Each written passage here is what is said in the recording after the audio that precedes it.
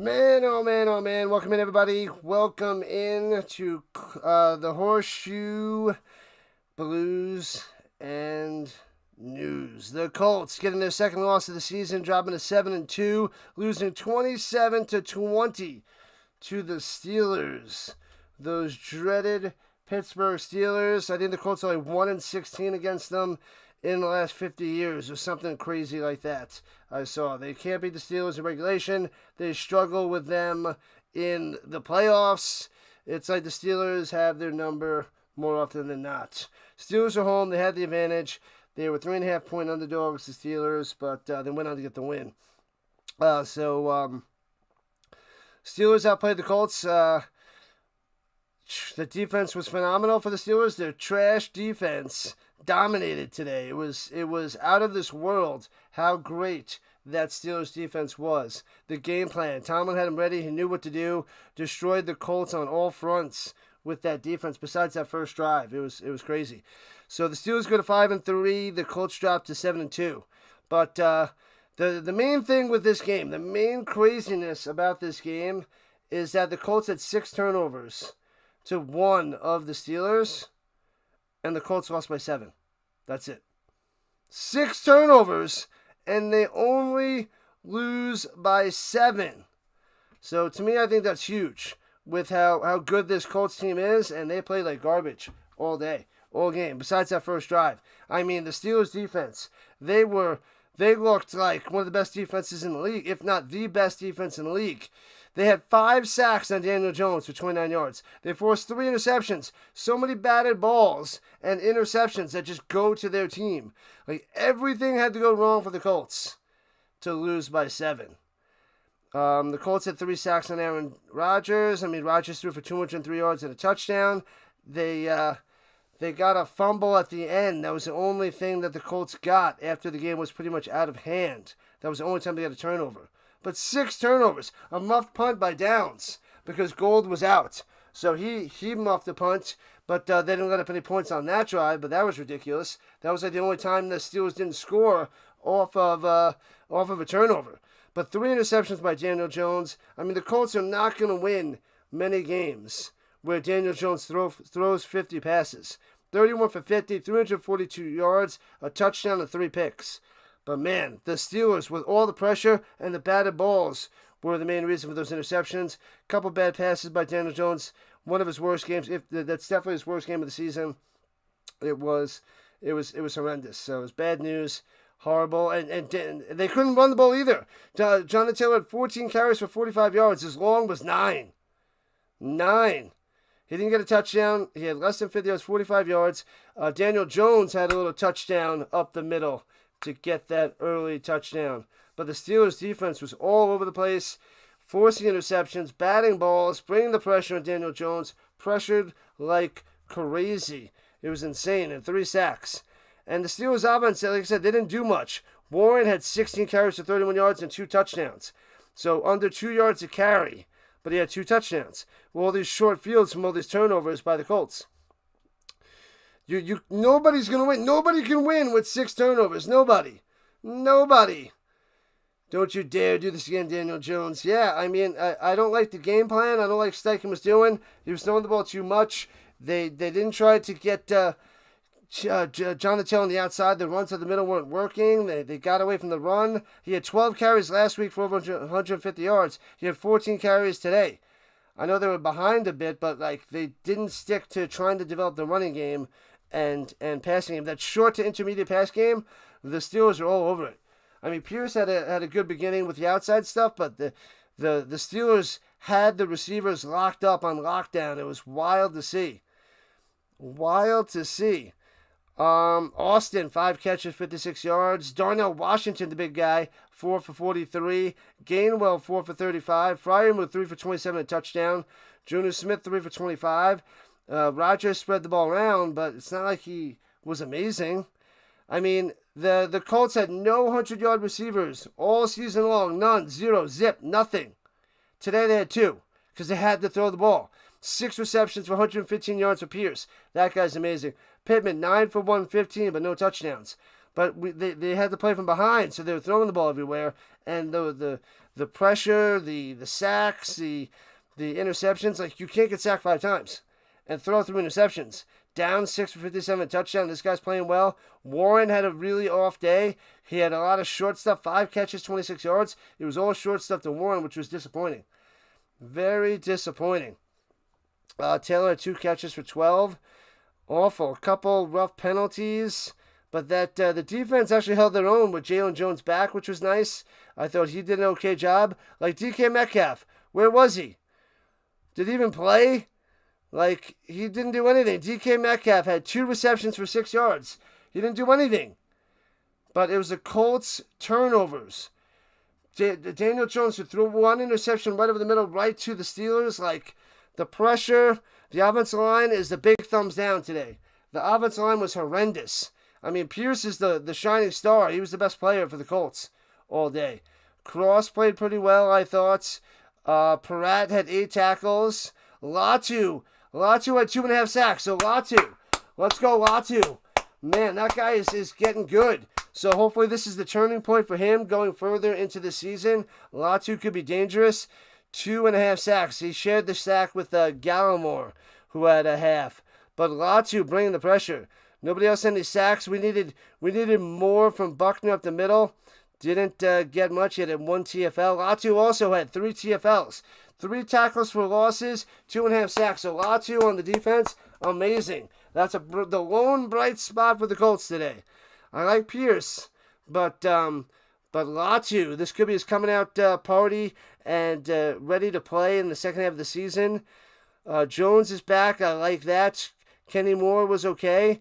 I don't know if Jalen Jones was on DK Metcalf most of the time, but he shut him down. Like, Metcalf couldn't do anything.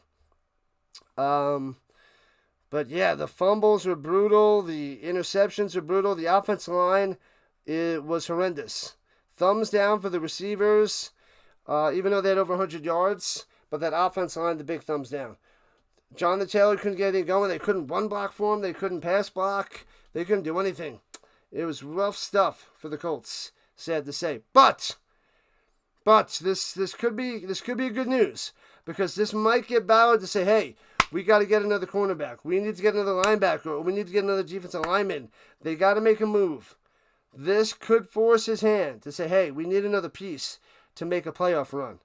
They should win the division easily, but to make a playoff run, beat some of these top-end teams that they're going to have coming up, like the Chiefs and the Seahawks, who just dominated today. The Chiefs and the Seahawks coming up. Falcons next week. But, yeah, the trade deadline is Tuesday, and we got to see if Ballard will make a move. Should we trade for Hendrickson? If they get Hendrickson on one side and Latu on the other, this could be awesome. Mix in Kwity Paye. This could bring the pressure. But I don't know what happened with the offensive line today. They couldn't read the blitz. I don't know. I don't know if Tomlin was mixing it up and threw that offensive line off, but Daniel Jones had pressure all day. We can't have that. You can't get sacked 5 times and turn the ball over 6 times and expect to win a football game against anybody. They would have lost to the Saints or the Jets. But the Steelers have the Colts number, and we got to move on. We got to learn from this. The Colts will be right back next week in Berlin against the Falcons. And now everybody's going to be like, oh, the Colts are frauds. The Colts are frauds. They're still 7-2. Best team in the league still. Everybody in the league has 2 losses. Everybody in the league has 2 losses. So the Colts are not frauds. It's a bad game. It happens to all of us, but this was a horrible game. This was really bad. We're going to just move on and hope Ballard makes a trade and look on to next week. We're on to Atlanta. On to Atlanta. No questions answered. We're on to Atlanta. Go Bill Belichick, Steichen. On to Atlanta. We're going to Berlin. We're going to Berlin. Pack your bags.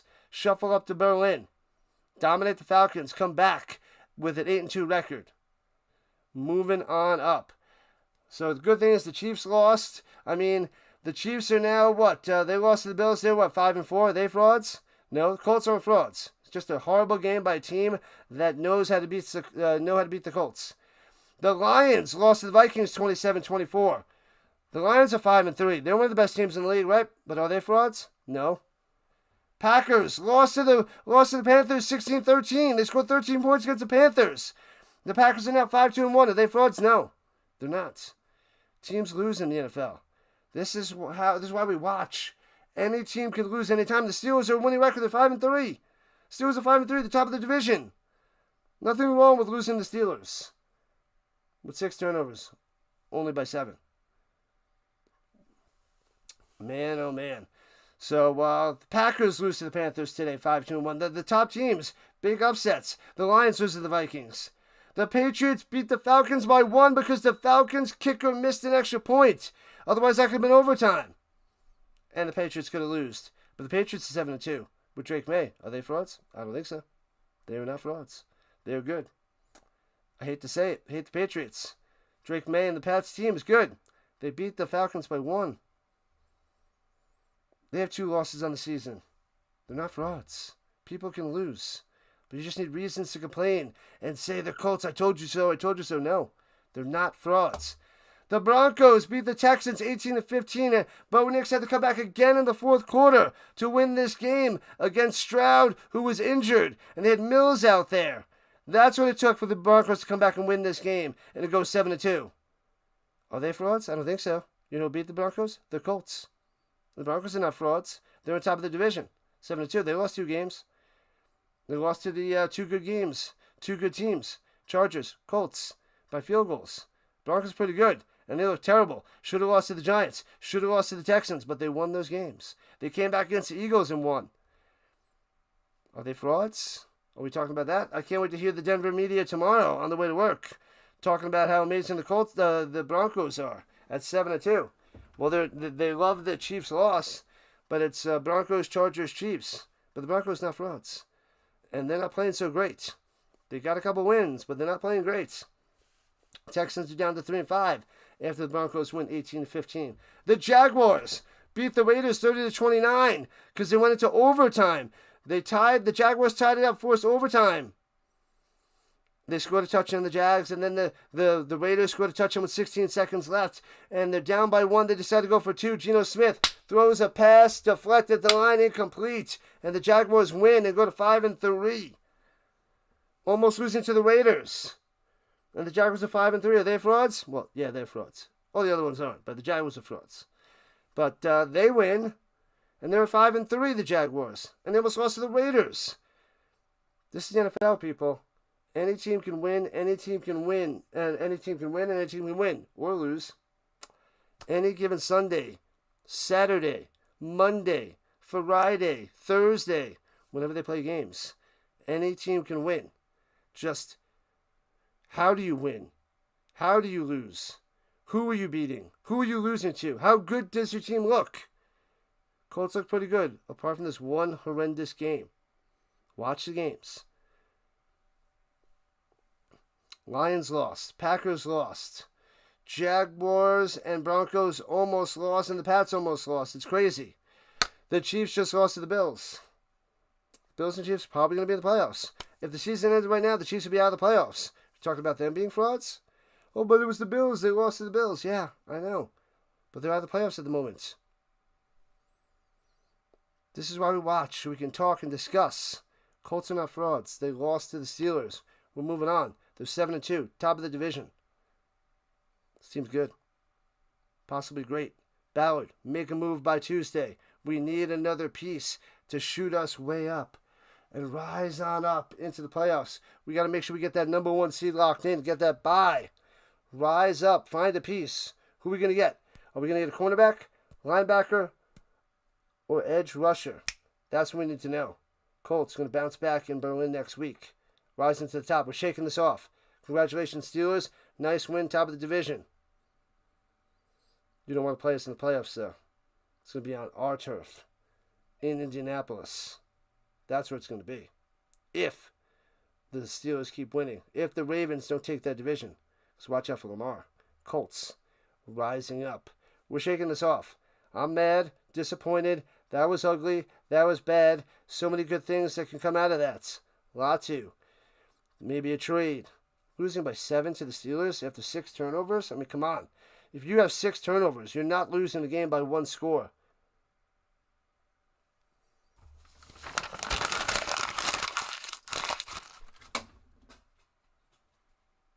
See you tomorrow night. Monday Night Football. Colts going to bounce back. Colts going to win the division. Colts going to win a playoff game. Colts on their way to the number 1 seed. Lock it in. Lock it in. Rising on up.